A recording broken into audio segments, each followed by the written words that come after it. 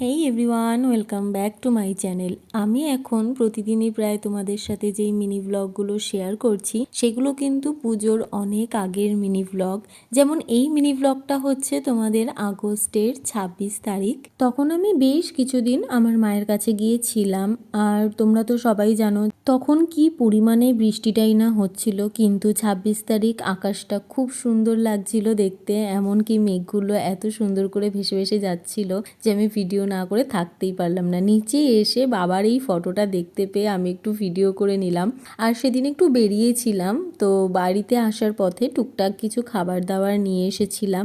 আর সন্ধেবেলায় সেইগুলোই খেয়ে দিয়ে সোজা চলে গেছিলাম চোখ দেখাতে। তোমরা যারা আমার ব্লগ দেখো তারা জানবে আমি কিন্তু বাবিনের বার্থডের গিফটের ব্লগে বলেছিলাম যে আমার চোখে কিছু গোটা বেরোচ্ছিল।